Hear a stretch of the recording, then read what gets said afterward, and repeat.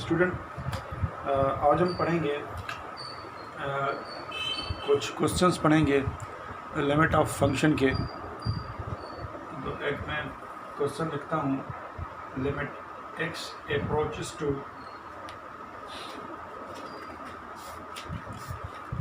0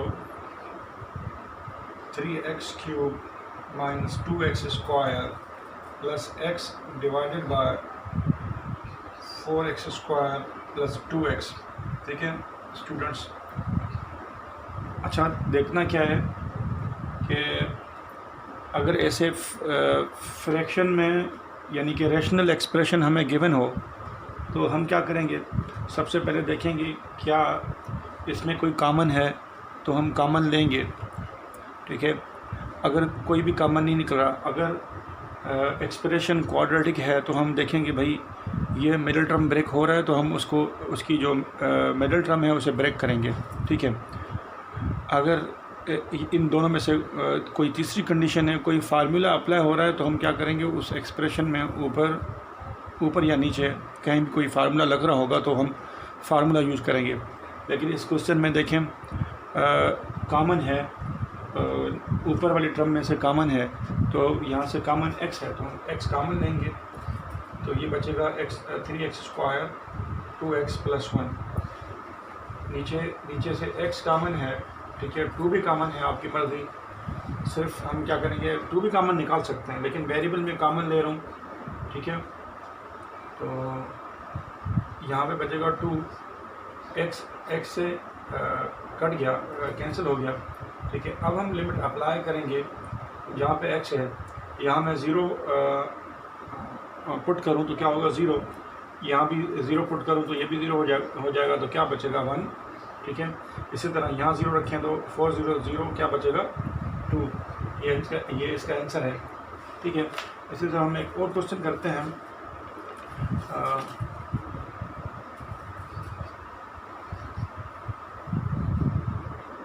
limit x approaches to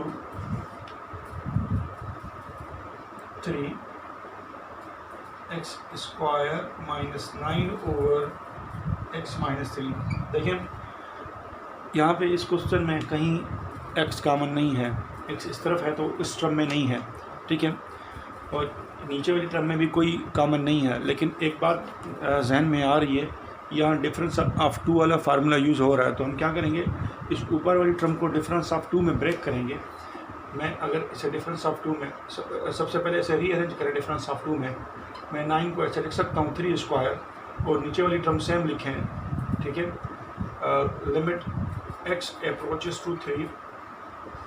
अब क्या करें, डिफरेंस ऑफ 2 का फार्मूला यूज़ करते हुए एक टर्म प्लस में रखूँगा मैं, ठीक है, एक टर्म माइनस में और नीचे वाला टर्म लिखेंगे सेम।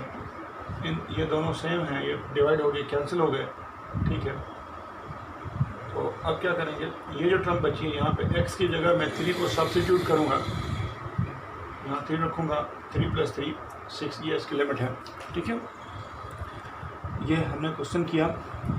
आगे चलते हैं।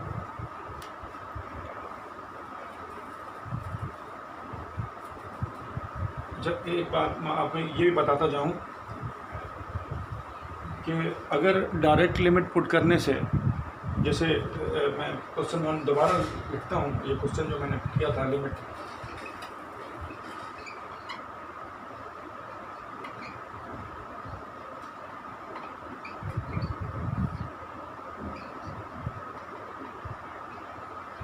ठीक है, मैं क्वेश्चन दोबारा मैंने लिखा है। अच्छा, सवाल ये है कि हम इसमें डायरेक्ट लिमिट पुट करें।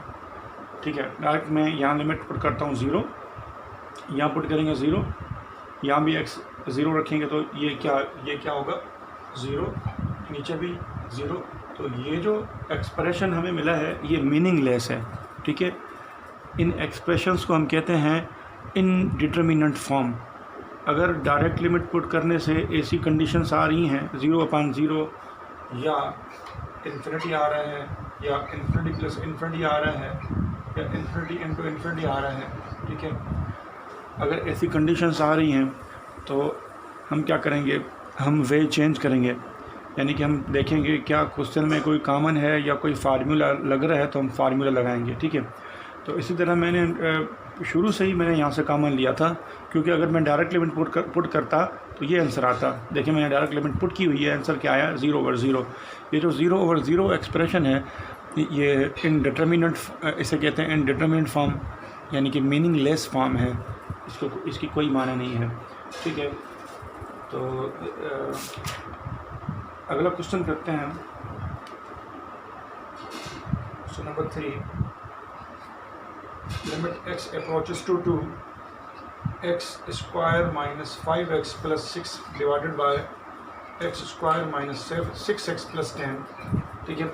इसमें देखते हैं कि x कहीं कॉमन है, कहीं भी x कॉमन नहीं है, नीचे वाले टर्म में से x कहीं भी कॉमन नहीं है, ठीक है। ना इसमें x कॉमन है ना इसमें x कॉमन है।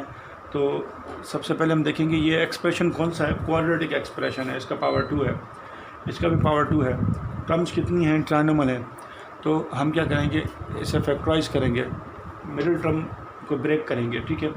तो मिडिल टर्म को ब्रेक करते हैं, x square 2x minus 3x, 2x minus 3x कितने होंगे 5x प्लस 6 डिवाइडेड बाय, इसे भी मिडिल टर्म ब्रेक करेंगे, 7 को ब्रेक करेंगे 2x and minus 5x plus 10, ठीक है। अब कॉमन लेंगे, इनका पेयर बना के इसमें से कॉमन लेंगे, इसमें से कॉमन लेंगे,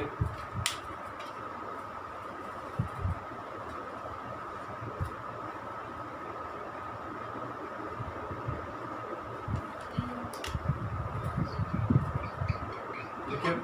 इन दोनों में से कॉमन है x,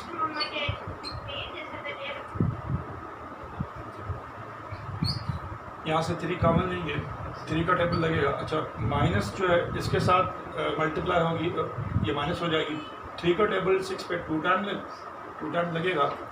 इसी तरह इसमें से कॉमन है x माइनस 2, यहाँ से 5 कॉमन लेंगे तो ये होगा x माइनस 2, ठीक है। ये जो ब्रैकेट सेम है इन्हें एक दफ़ा लिखेंगे, और ये जो x माइनस 3 है इसे भी लिखेंगे डिवाइडेड बाय, इसी तरह इसे सेम लिखेंगे, और ये जो बच गए हैं x माइनस 5 इसे भी लिखेंगे, ठीक है। ये कैंसिल आउट हो गया।